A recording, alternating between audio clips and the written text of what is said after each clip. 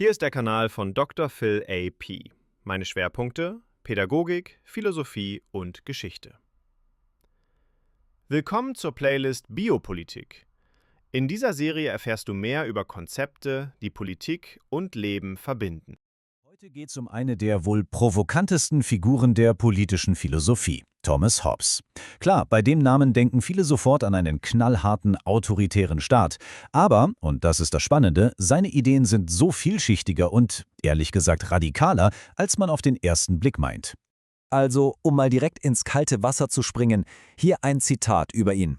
Ein unkluger, koboldhafter und bilderstürmerischer Extremist. Wow, ich meine, koboldhaft, das ist jetzt nicht gerade das, was man über einen Staatsphilosophen erwartet, oder? Aber genau das zeigt, wie paradox dieser Denker ist. Wie kann ein und derselbe Mann als Urvater des Liberalismus und als Vordenker des totalen Staates gelten? Genau dieser Frage gehen wir heute nach. Um Hobbes und seine, man muss schon sagen, Besessenheit von Ordnung wirklich zu verstehen, müssen wir uns seine Zeit ansehen. Das war nämlich eine Welt des totalen Chaos. Und seine Philosophie? Die ist kein trockenes Gedankenspiel aus dem Elfenbeinturm. Nein, sie ist eine direkte, fast schon verzweifelte Reaktion auf die brutale Gewalt, die ihn sein Leben lang begleitet hat. Und hier sehen wir ihn. Das ist der Mann, dessen ganze Philosophie buchstäblich im Feuer des Konflikts geschmiedet wurde. Stellt euch das mal vor, er wurde über 90 Jahre alt. In dieser Zeit hat er gesehen, wie sein eigenes Land im Bürgerkrieg versinkt, wie ein König geköpft wird, wie einfach alles zusammenbricht. Diese Erfahrung hat ihn nicht nur irgendwie beeinflusst, nein, sie ist der absolute Schlüssel, um sein gesamtes Werk zu verstehen. Schauen wir uns das mal genauer an. Diese Zeitachse ist echt der Wahnsinn. Er wird geboren, als die spanische Armada England bedroht. Schon der Staat ist also von Angst geprägt. Dann 1642 bricht der englische Bürgerkrieg aus. 1649 die Hinrichtung von König Karl I. Das muss man sich mal geben. Das war seine Realität. Das war keine ferne Nachricht, er hat das nicht in der Zeitung gelesen, er war mittendrin. Und genau das, diese ständige Erfahrung von Chaos und Gewalt, ist der Nährboden für seine gesamte politische Philosophie. Und das führt uns zu einem seiner berühmtesten und, ehrlich gesagt, furchteinflößendsten Konzepte, dem Naturzustand. Für Hobbes ist das der Krieg aller gegen alle. Aber, und das ist der Clou, er dachte dabei nicht an irgendwelche Höhlenmenschen in grauer Vorzeit. Nein, für ihn war dieser Naturzustand eine immer präsente Gefahr. Es ist das, was passiert, wenn die dünne Schicht der Zivilisation Risse bekommt und bricht. Es ist der Abgrund, in den wir alle zurückfallen, sobald die staatliche Ordnung weg ist. Und wie dieses Leben im Naturzustand aussieht, das fasst er in einem der berühmtesten Zitate der Philosophiegeschichte zusammen. Einsam, armselig, ekelhaft, tierisch und kurz. Puh, das ist hart. Aber für Hobbes ist das keine poetische Übertreibung, sondern eine knallharte, eiskalte Analyse. Das ist es, was auf dem Spiel steht. Und diese eine grundlegende Angst, die Angst vor einem gewaltsamen Tod, das ist der Motor, der sein gesamtes Denken antreibt. Okay, das Problem hat er also ziemlich schonungslos auf den Tisch gelegt.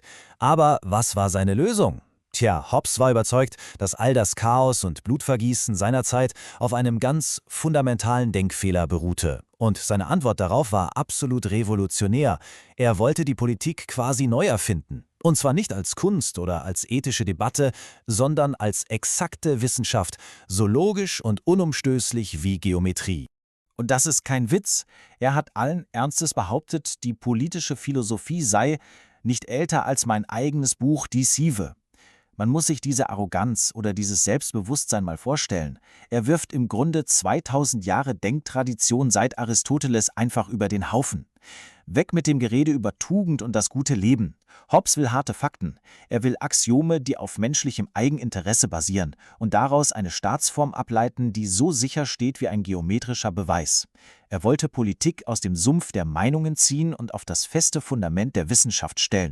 Es ging ihm also nicht darum, nur eine weitere politische Meinung in den Ring zu werfen. Ganz und gar nicht. Sein Ziel war es, eine Art narrensichere Bauanleitung für eine stabile Gesellschaft zu entwickeln. Eine Anleitung, die nicht auf schwammigen Begriffen wie Tugend oder Gerechtigkeit beruht, sondern auf der knallharten, berechenbaren Logik des menschlichen Handelns. Und was treibt den Menschen an? Laut Hobbes 2 Dinge: Eigeninteresse und die panische Angst vor dem Tod. So, jetzt haben wir das Problem, den brutalen Naturzustand und die Methode, Eine neue, kalte Wissenschaft der Politik. Was kommt dabei raus? Nun, es kommt eine mächtige und bis heute extrem umstrittene Lösung dabei raus: der Leviathan. Die Grundlage für diesen Staat ist der sogenannte Gesellschaftsvertrag. Und der ist bei Hobbes im Grunde ein knallharter Deal. Es ist ein rationaler Handel, den jeder Einzelne aus reinem Eigennutz eingeht, um dem Terror des Naturzustands zu entkommen. Hier geht es nicht um Gottes Segen oder Nächstenliebe, es ist ein Geschäft. Und der Staat wird damit zu einer Art ultimativer Lebensversicherung. Seine absolut zentrale Aufgabe ist es, das nackte biologische Überleben seiner Bürger zu sichern. Das ist die Geburtsstunde dessen, was man später Biopolitik nennen könnte. Politik, die sich primär um das Leben selbst kümmert. Und wie funktioniert das genau, diese Erschaffung des Souveräns? Also, Schritt 1, die Leute haben panische Angst vor einem gewaltsamen Tod. Das ist die Motivation. Schritt 2, alle kommen überein, ihr Recht auf alles, also ihre grenzenlose, aber tödliche Freiheit, aufzugeben. Schritt 3, sie übertragen all diese Rechte auf eine einzige Macht, den Souverän. Das kann ein König sein oder eine Versammlung, das ist Hobbes relativ egal. Und Schritt 4, im Gegenzug bekommen sie das, was sie am meisten wollen: Sicherheit. Und ganz wichtig bei Hobbes, das ist ein einziger, unteilbarer Akt. Man gründet nicht erst eine Gesellschaft und sucht sich dann einen Chef. Nein, die Gründung der Gesellschaft ist die Unterwerfung unter den Souverän. Alles andere wäre für ihn ein gefährliches Schlupfloch für neuen Bürgerkrieg. Der ganze Deal lässt sich auf eine einfache lateinische Formel bringen. Pro protectione obedientia. Für Schutz gibt es Gehorsam.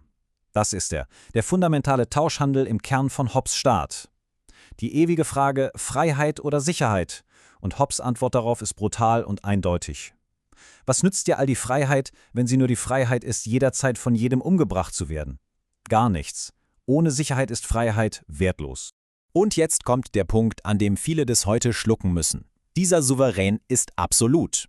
Er ist selbst kein Teil des Vertrags, er hat die Macht nur von allen empfangen. Und das bedeutet, man kann ihn nicht einfach absetzen oder verklagen. Denn ihn zu stürzen hieße, den gesamten Vertrag zu zerreißen und wieder im totalen Kriegszustand zu landen. Und deshalb, so Hobbes' eiskalte Logik, ist selbst der schlechteste Diktator immer noch besser als das totale Chaos eines Bürgerkriegs. Tja, und was machen wir jetzt mit diesem radikalen Entwurf?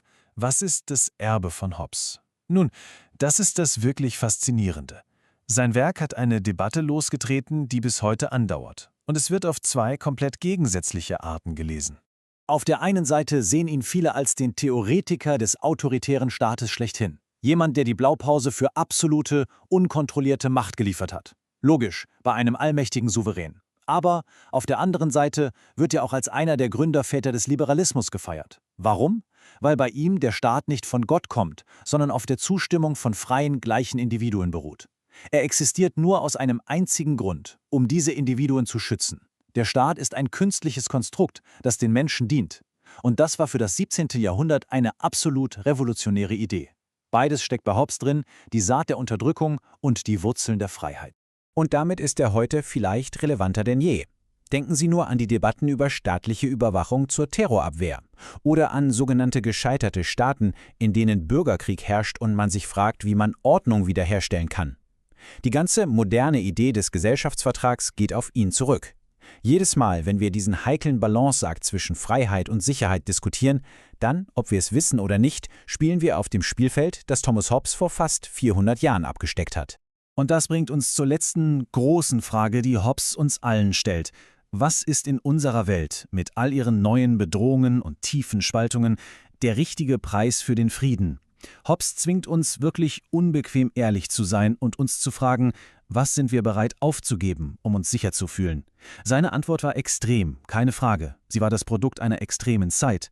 Aber die Frage selbst ist heute vielleicht wichtiger und dringender als je zuvor.